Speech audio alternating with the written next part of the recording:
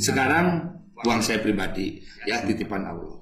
Ketika nanti yang saya kelola uang rakyat, ya apa susahnya kalau saya balikin lagi ke rakyat nantinya kan gitu. Kalau eksekutif mungkin melayani dalam keinginan masyarakat, kalau saya melayani menampung apa maunya masyarakat untuk disampaikan ke eksekutif melalui birokrasinya. Ya.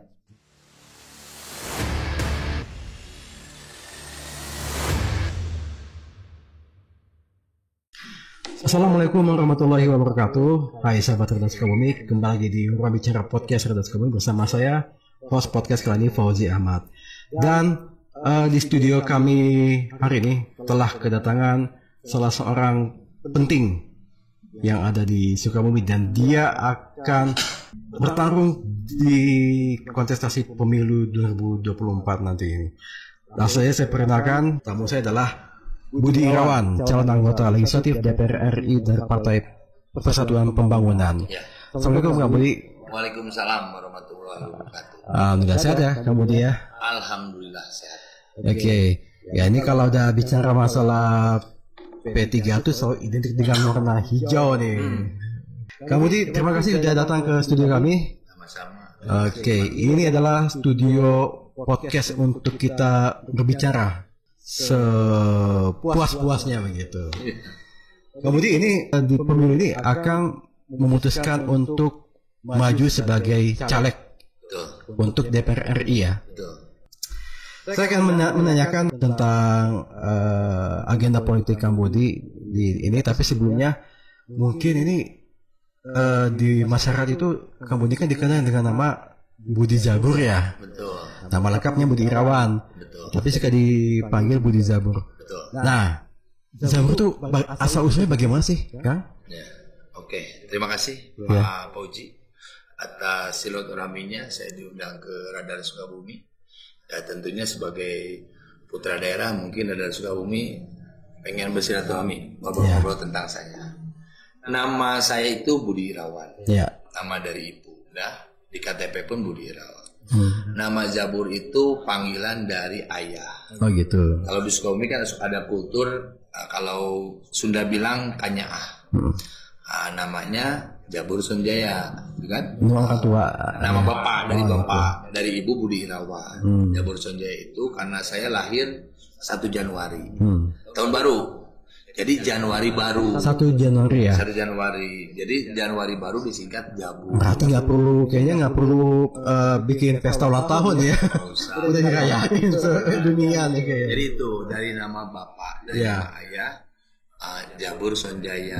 Gitu. Makanya perpaduan nama ibu dan bapak saya bawa jadi Budi Jabur. Oke. Kang Budi ini merupakan menarik sekali kalau dilihat pengalaman organisasinya ya. Ya. Sejumlah organisasi pernah digeluti. Pernah ya singgah di sini. Ya, pernah digeluti dan bagaimana tanggapan Kang Budi dengan organisasi-organisasi yang Kang Budi pernah digeluti itu? Organisasi itu kan tempat wadah kita bersilaturahmi ya untuk memperluas wawasan, pertemanan dan persaudaraan. Intinya selama saya pernah di organisasi itu baik semua, alhamdulillah.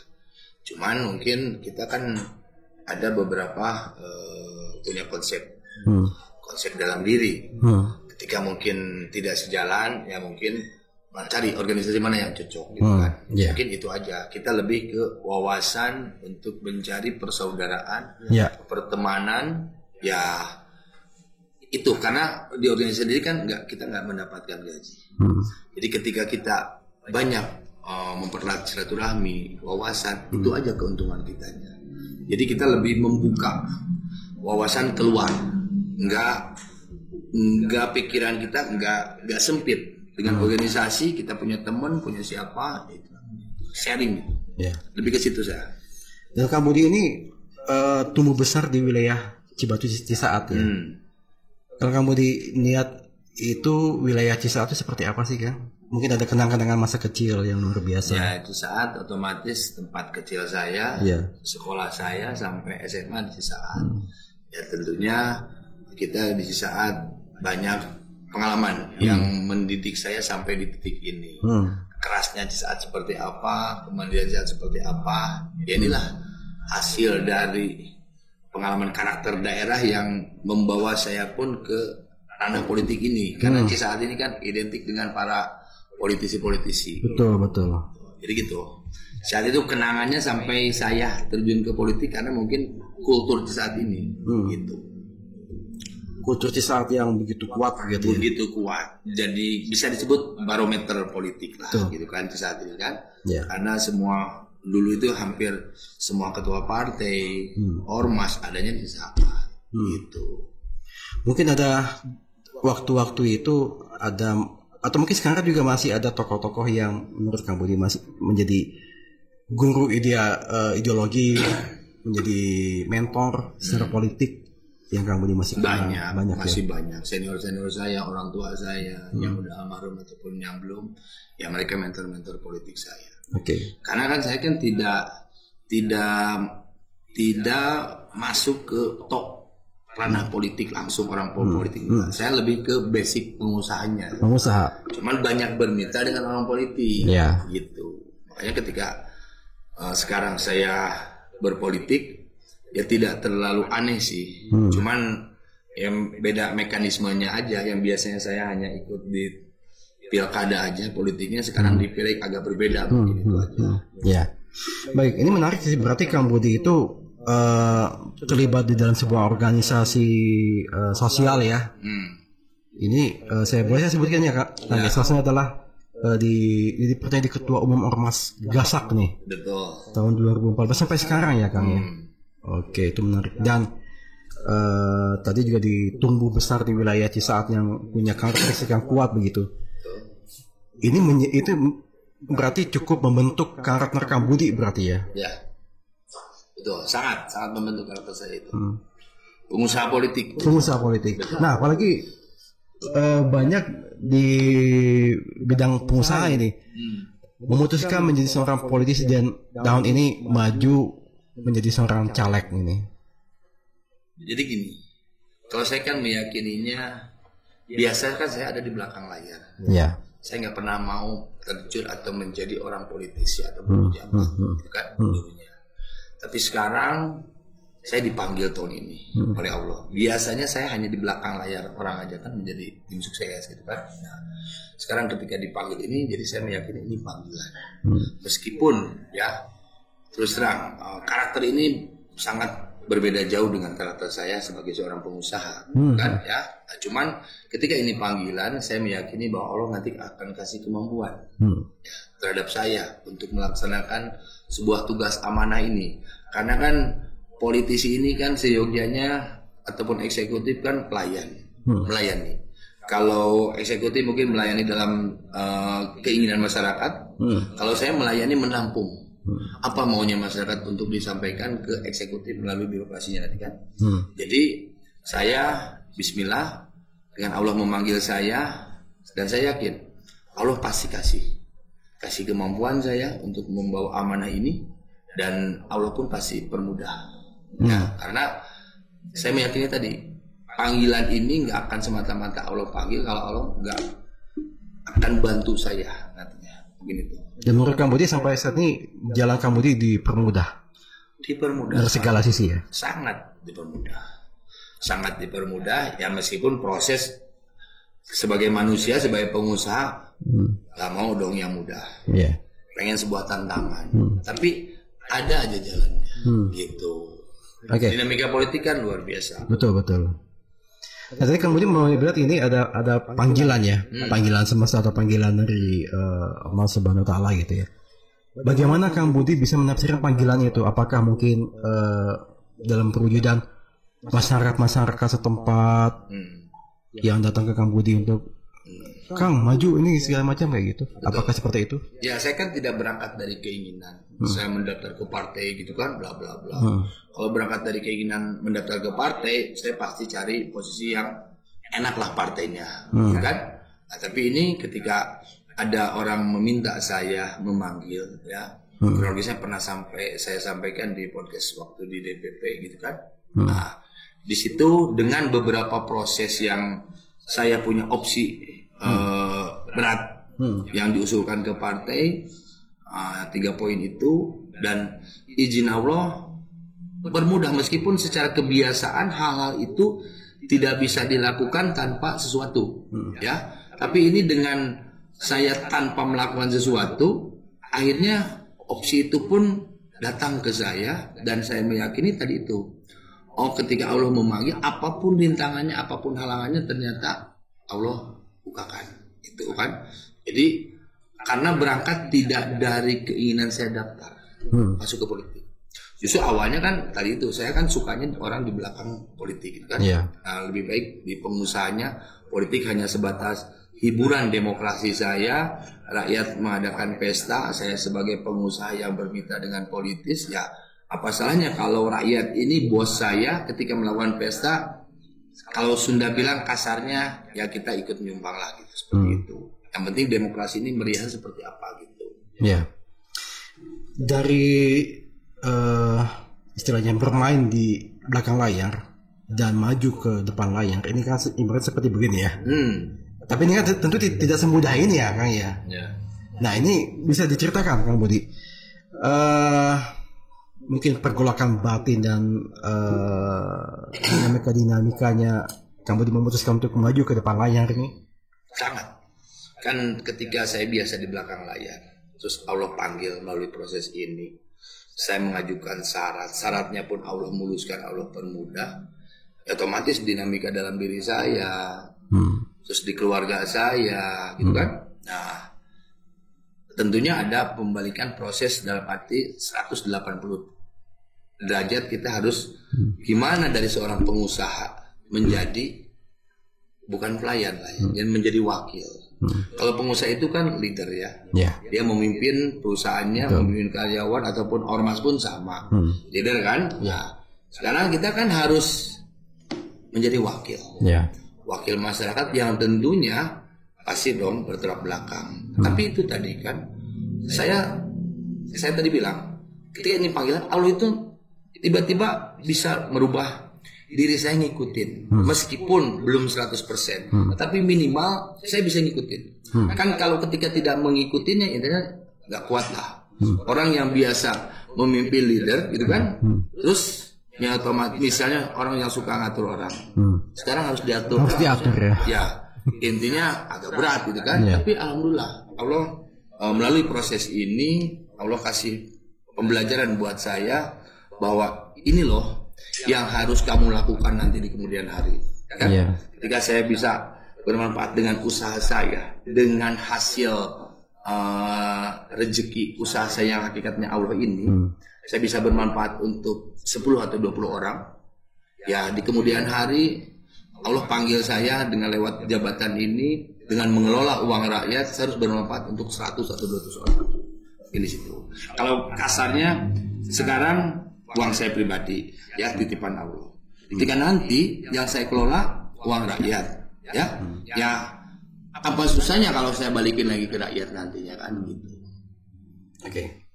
Ya, ini menarik dan kalau melihat dari profil Kang Budi, ini ternyata Kang Budi ini juga pemilik yayasan Al-Jabar Mutakabir. Ini di bidang pendidikan ini. Pendidikan.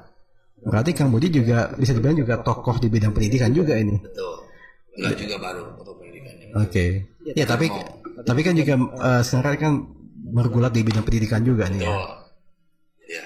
Jadi menarik juga sih, ini kan berarti Kang Budi ini melalui banyak sisi-sisi yang multidimensi begitu. Jadi gini, saya mendirikan yayasan pendidikan ini sebenarnya untuk tujuan masa depan saya. Dalam arti 2024 ini sebenarnya kalau target hidup saya, target terakhir saya di dunia usaha dan dunia politik. Saya, ya intinya saya 2024 ini saya udah berjanji sebelumnya dalam diri saya ini untuk berakhir di dunia politik. Biasanya saya kebiasaan di belakang untuk mendukung atau menjadi tim seseorang di pilkada lah ya. Nah, tahun ini tahun terakhir sebenarnya saya hanya akan mengantarkan seseorang untuk maju di bupati, di pilkada sama di pilgub awalnya. Nah, di dunia usaha pun saya tidak akan terlalu top 100% karena ya saya sadar ya umur kalau dunia ini kan kalau dikejar nggak ada habisnya.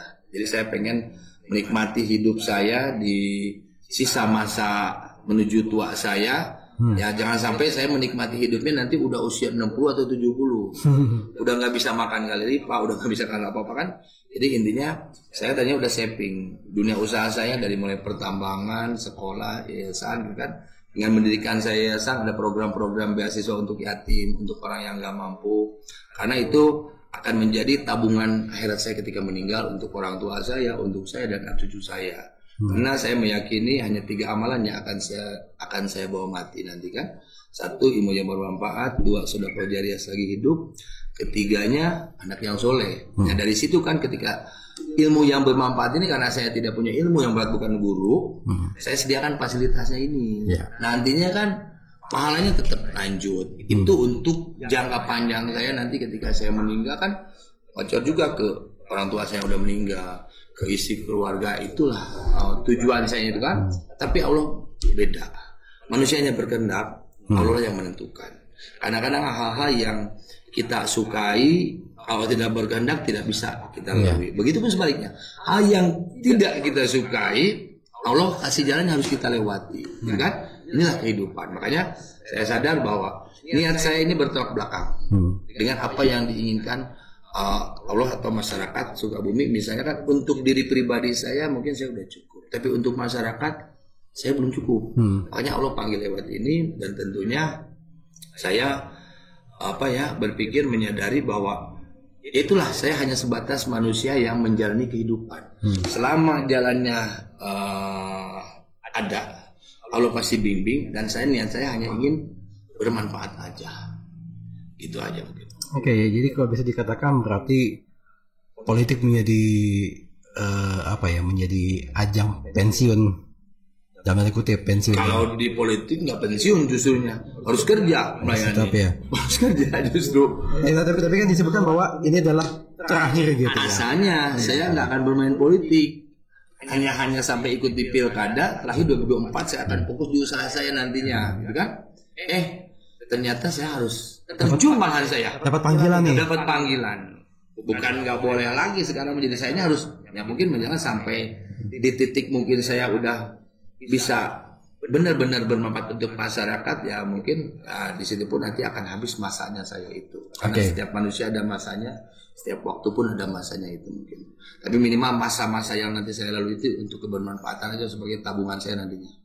Dan Kang Budi memilih Partai Persatuan Pembangunan atau P3 menjadi perahu untuk pemilu 2024 ini. Kenapa harus P3 kan? P3-nya yang nawarin saya. P3 yang nawarin saya.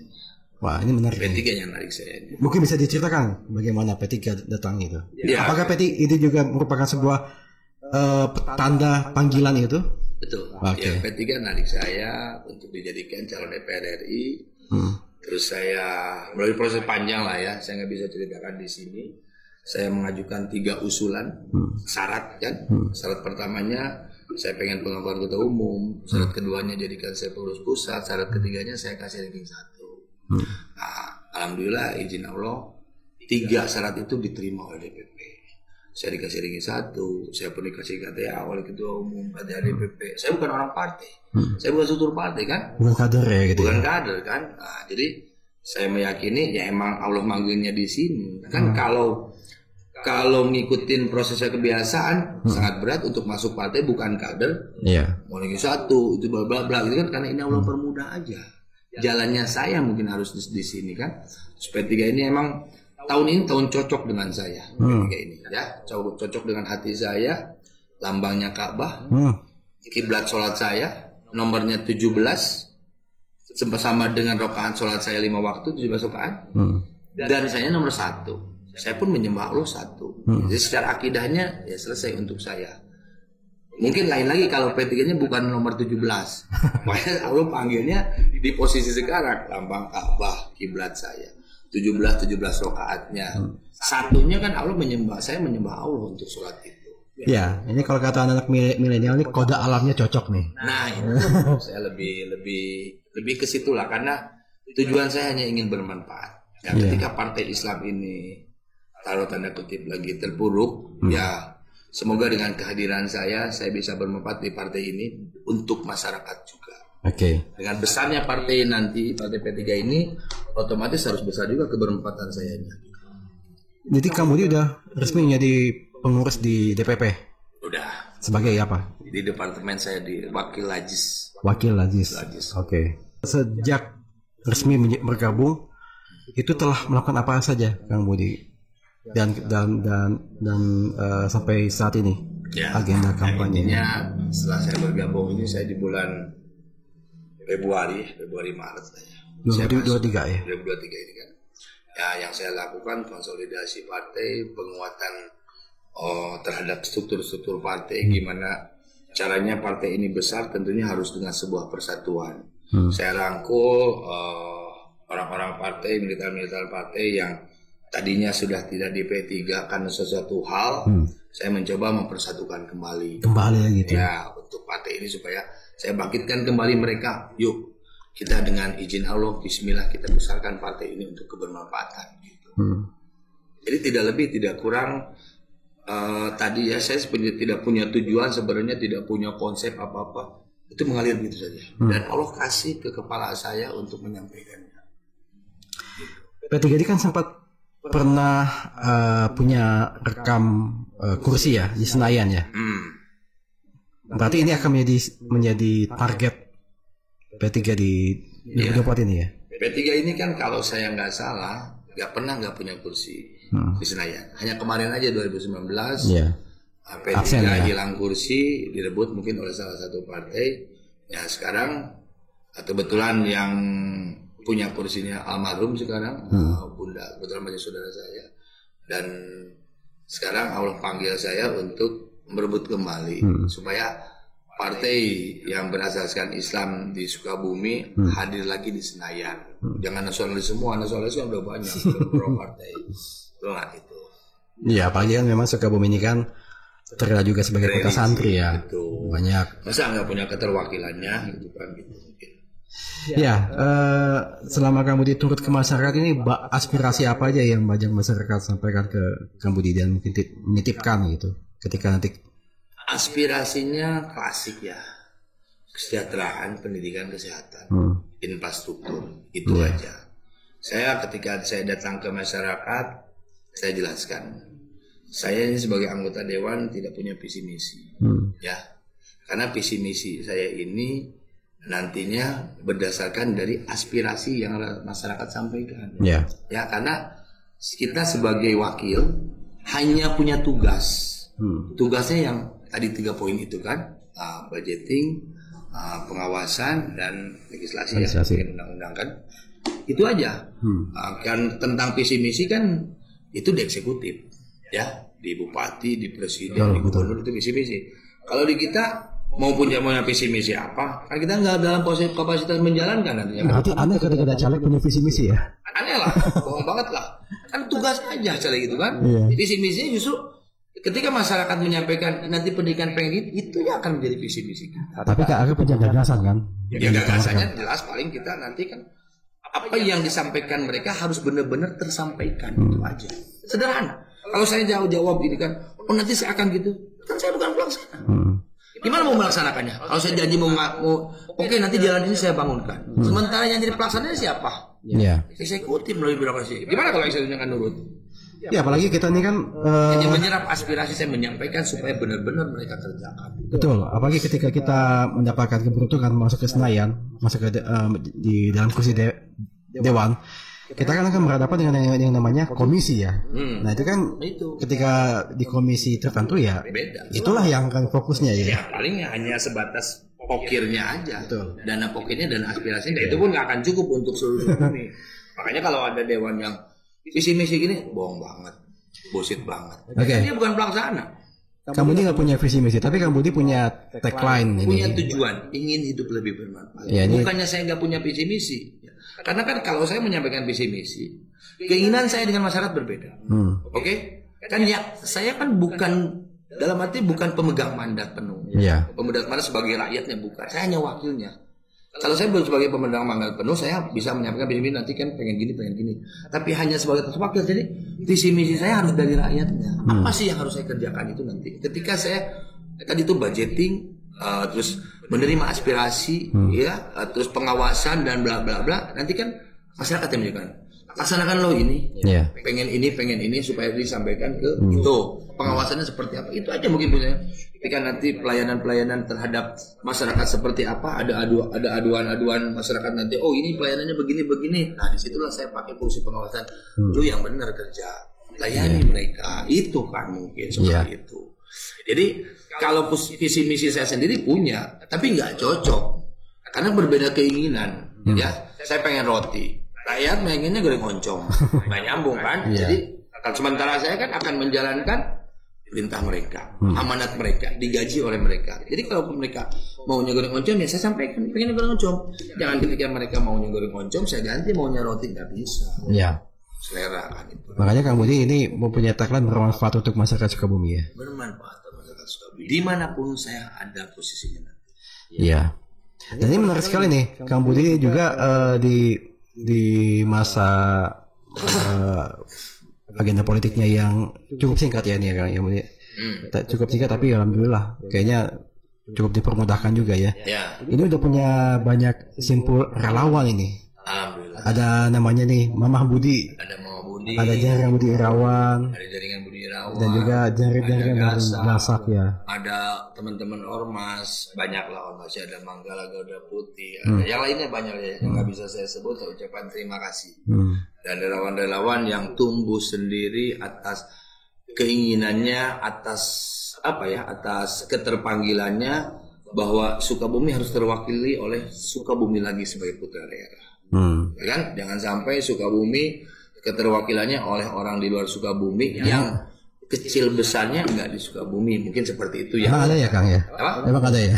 Mungkin kan itu kan berdasarkan dari mereka kan, yang orang-orang yang militansi ke saya. Kan saya tanya alasannya, kenapa mau mendukung saya? Kan? Meskipun banyak yang tidak suka dan tidak suka itu manusiawi ya kan. Tapi bagian yang sukanya ketika saya tanya benar-benar enggak dia pengen saya keterwakilan, ternyata jawabannya seperti itu. Udah saatnya sekarang kita jenuh bla bla bla, pengen putra daerah bla bla bla. Ya tahu rumahnya, pernah ngobrol, tahu temennya, oh di sini lahirnya sama gitu. Ini yang relawan Mamah Budi ini kayaknya kalau dari nama dari kalangan perempuan ya, emak-emak nih kayaknya nih. Ibu-ibu mama. Wah, ini menarik sekali nih. Ini mereka aspirasinya apa sih kalau emak-emak nih? Kalau bapak-bapak jelaskan, oh kita mah pingin jalan dibagusin. Kalau emak-emak nih gimana sih? Kalau emak-emak sih lebih ke pendidikan dan kesehatan anaknya. Ya, tentang mama itu kebanyakannya BPJS gitu kan. Yang anaknya di pabrik harus bayar BPJS atau gitu-gitu. Terus pendidikan anaknya tentang zonasi sekolah, tentang LKS, harus dibayar lagi dan ada bos itu. Kadang-kadang mereka terbebani oleh biaya-biaya buku LKS itu. Itu aja. Kalau di mama lebih ke ke pembukaan lapangan kerja suaminya, jangan ke anak yang ceweknya. Saya mama ini kan punya anak cewek, nikah. Anak ceweknya kan kerja di pabrik, kasihan sampai malam karena suaminya enggak, lebih ke situ sih. Pembukaan tenaga kerjanya lebih ke nantinya seimbang lah. Kalau di pabrik itu kan kalau 200 karyawan ya 100 wanita, 100 laki-laki atau 50 wanita, 150 laki-laki itu. Siapa tahu mungkin ada, Kang Budi ini kita pingin ada subsidi buat beli skincare gitu ya. Yang penting ini kan maju dari dapil 4 Jabar Kota Kabupaten Sukabumi ya. Kabupaten Sukabumi ini kan kabupaten terluas kedua sepulau Jawa Bali, 47 kecamatan dan ribuan desa. Kebayang nggak sih Kang nanti ketika mungkin Dewi Fortuna itu berpihak kepada Akang duduk di Senayan dan Akang itu akan jadi menjalankan 3 fungsi kedewanan itu dengan wilayah yang seluas ini. Udah kebayang, udah terpetakan karena saya udah 4 kali ikut perhelatan Tadi sutradara itu ya, itu pilkada ya. Di pilkada, di pilgub, di pilpres juga saya pernah 4 kali di situ ya. Terus apa yang disampaikan Pak ya itu tentang kebayang enggaknya, kalau mengikuti kemampuan saya nggak akan kebayang. Tapi kalau saya yakin bahwa nanti izin Allah pasti kasih kemampuan, ya intinya apa yang saya bayangkan sulit bisa jadi mudah. Kan ketika Allah kasih pertolongan. Tetap seperti yang tadi saya bilang, ketika Allah memanggil saya, Allah pasti kasih kemampuan. Ya. Tentunya saya nggak bisa menjadi masyarakat yang sempurna. Saya tidak akan menjadi orang yang baik, kan? Tapi minimal saya akan meminimalisasi kesalahan itu. Kalau saya bilang saya nanti yang terbaik ini bohong banget. Saya sebagai manusia aja tidak lepas kurang dari ada kurang ada baiknya. Ya tentunya saya akan sebagai pengusaha, misalnya saya melakukan kesalahan 50%. Ketika menjadi seorang wakil rakyat, saya meminimalisasi jangan sampai melakukan kesalahan 50%. Ya minimal cuman sedikit mungkin dikurangi, sebanyak-banyaknya, semaksimal mungkin. Tapi untuk tidak melakukan kesalahan, bohong banget, munafik banget ya. Makanya saya pengen nanti ketika saya nanti udah dilantik, udah duduk di Senayan, rakyat lebih dekat ke saya untuk mengingatkan kesalahan saya. Siap itu Kang ya? Jangan sangat siap, karena tadi ya, saya berangkat tidak membawa perut lapar ke Senayan. Ya, alhamdulillah saya cukup untuk makan diri saya dan keluarga. Justru saya akan memperjuangkan perut laparnya masyarakat Sukabumi. Meskipun tidak akan sempurna, pasti ada yang puas dan tidak puas. Betul. Namanya juga manusia kan. Dan saya meyakini panggilan ini, saya yakin, seyakin-yakinnya, insya Allah jika Allah menghendaki, saya di Senayan. Ya, saya dilantik di Senayan. Ini hanya sebuah proses yang saya harus lalui. Jadi kalau saya ada berangkat dari sebuah keraguan, itu kan gak akan membawa saya duduk di Senayan. Kalau mudah-mudahan, semoga, atau calon, nanti ketika saya menuju Senayannya nanti kurang optimal, kurang maksimal. Tapi dengan sebuah kata yakin, saya maju di situ. Oke, Kang Budi, dalam masa-masa politik ini, agenda tahun politik ini, komunikasi dengan pusat itu bagaimana, Kang? Alhamdulillah berjalan lancar. Dengan pusat kita selalu dibimbing, dipandu juga oleh pusat untuk supaya gimana partai ini bisa kembali marwahnya di Kabupaten Kota Sukabumi. Komunikasi berjalan lancar. Oleh siapa? Oleh Pak Mardiono, oleh Pak Sandiaga Uno, oleh Pak Sekjen, oleh Wakil Ketua Umum, semua jajaran pusat. Alhamdulillah mensupport, memantau, komunikasinya berjalan. P3 sekarang ini kan punya daya tarik baru ya dengan hadirnya Bang Sandiaga Uno ya.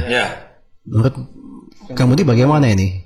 Ya, alhamdulillah dengan hadirnya Pak Sandiaga Uno, P3 mempunyai warna baru ya di kancah politik nasional. Dan tentunya kan Sandiaga Uno kan lebih kental ke pengusahanya dan dia pengusahanya. Dan biasanya tipe-tipe pengusaha itu ketika masuk ke partai membesarkan ya. Beda dengan politisi. Kalau politisi masuk ke partai menggerogot. Ya sama dengan kamu tidak ada pengusaha juga nih kan. Ya intinya kan kalau sebagai pengusaha mungkin kayak Uno kan, ketika dia udah hidupnya udah cukup untuk dirinya gitu kan, dia sekarang persembahkan karir hidupnya, bermanfaatnya lewat partai kan lebih terasa oleh seluruh Indonesia mungkin kan. Ya mudah-mudahan itulah tadi dengan bermanfaatnya Uno, besarnya partai ini yang membawa keberkahan untuk yang berlambang Ka'bah ini. Gitu. Kemudian sejauh ini selama ini sudah berkomunikasi dengan masyarakat itu udah beberapa desa kan? Hampir semua ya. Hampir semuanya. Karena kan saya kan asli Sukabumi.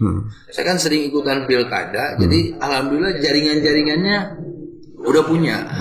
Ya di pas waktu pilkada. Terus karena kebiasaannya sehari-hari kan di Sukabumi, saya pun kerja di Sukabumi, jadi suka keliling lihat-lihat kegiatan saya, proyek, jadi suka bersinggung. Anggaplah yang masa-masa itu masa-masa kampanye Allah bimbingnya itu. Iya. Kamu juga memang tumbuhnya di Cisaat nih. Betul. Tapi daerah mana di Sukabumi ini, baik kota maupun kabupaten, itu yang benar-benar perlu perhatian serius gitu? Atau yang paling banyak nitipin masalah, Kang ini pengen gini gitu. Kalau yang menurut pandangan saya, gitu kan, ya, semua pun banyak titik-titiknya di semua dapil. Ya, kalau kita berbicara di dapil 5, sama juga dapil 4 juga banyak butuh. Kalau berbicara di dapil 1 Pelabuhan Ratu dan sekitarnya, sama juga dapil 2 pun sama. Jadi belum rata semua. Gitu, karena luasnya wilayah mungkin ada aja permasalahan di setiap daerah, apalagi daerah-daerah yang ke ujung perbatasan. Betul. Yang jangkauannya sangat jauh gitu kan, gitu.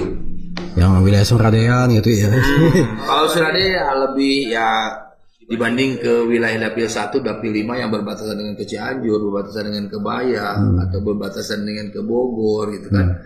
Ya kadang-kadang dengan tetangga sebelahnya suka jomblang jauh. Bogor begini, batas Sukabumi begini. Iya. Gitu. Oke.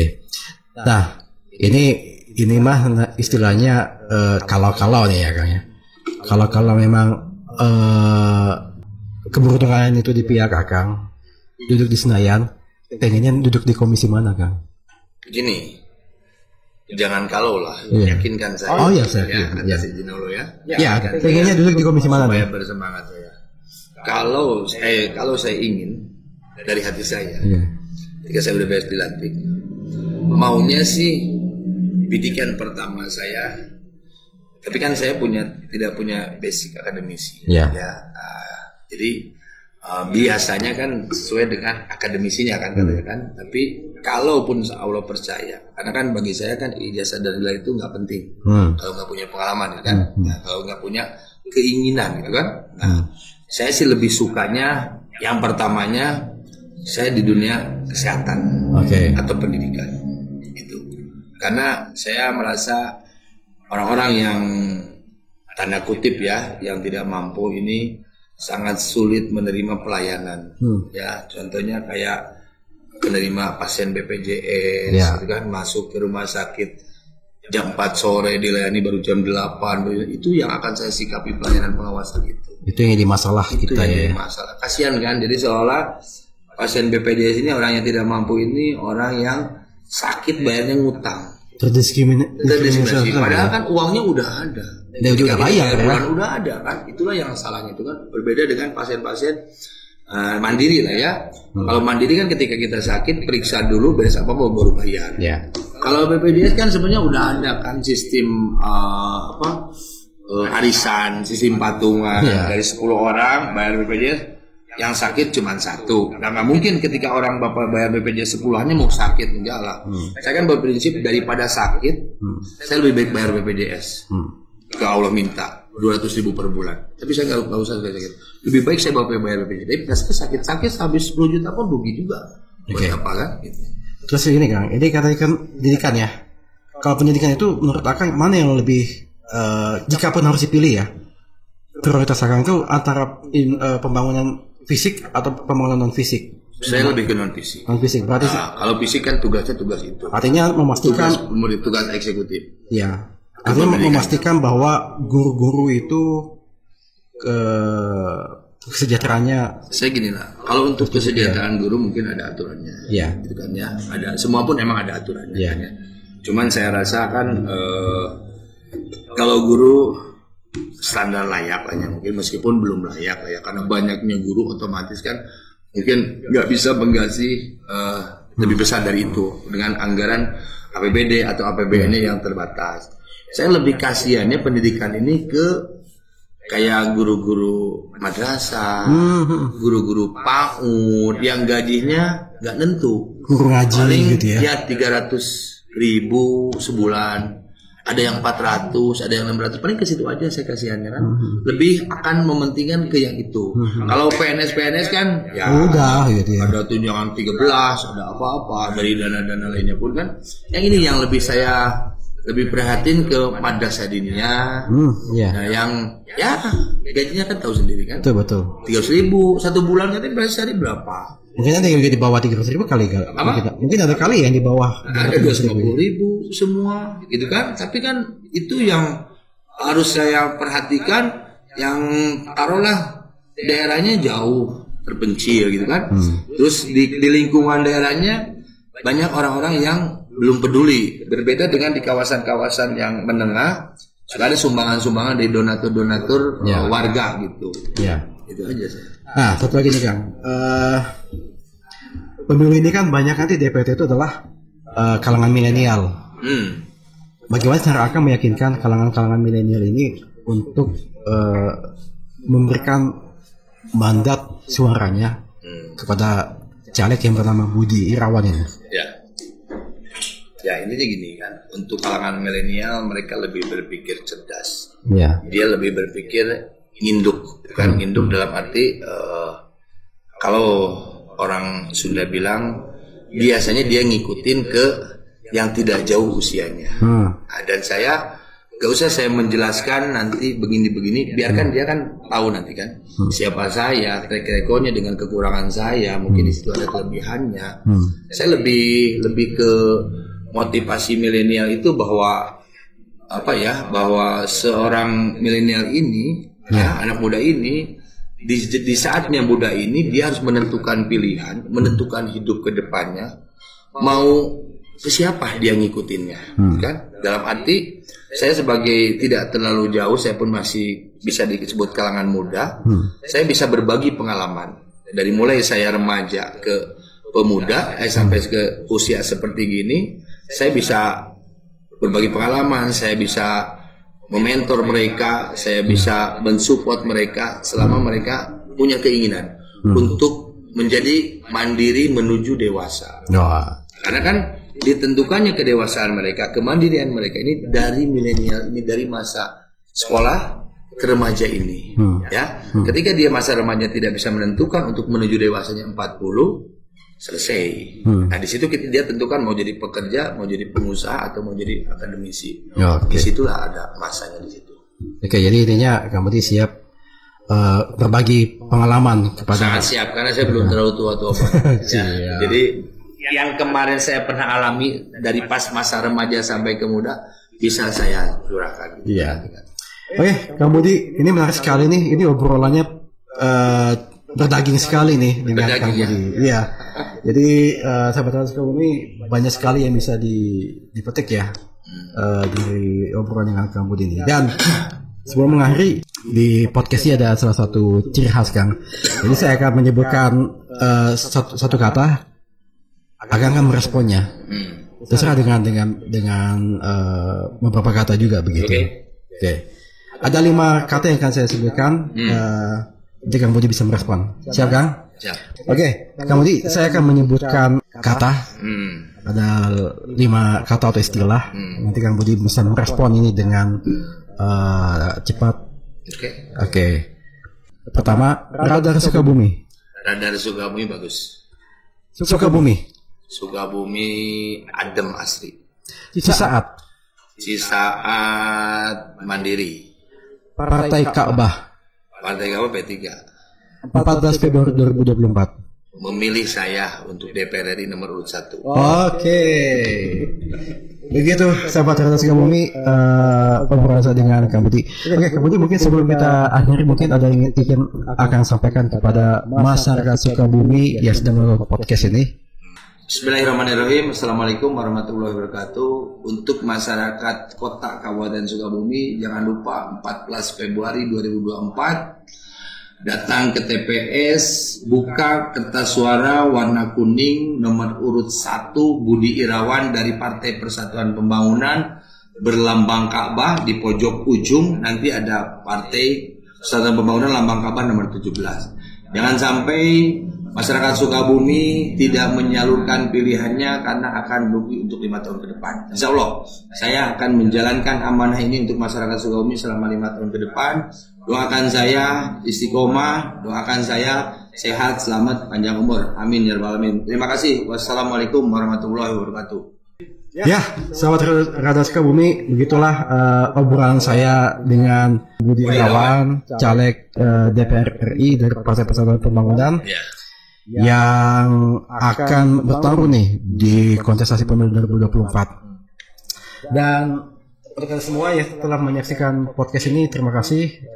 Jangan lupa juga subscribe YouTube Radar Sukabumi dan tetap saksikan dan ikuti konten-konten kita yang ada di media sosial kita. Dan jangan lupa juga tetap jadilah masyarakat yang menggunakan hak pilihnya pada tanggal 14 Februari ini, jangan golput. Demikian, wassalamualaikum warahmatullahi wabarakatuh. Waalaikumsalam warahmatullahi wabarakatuh.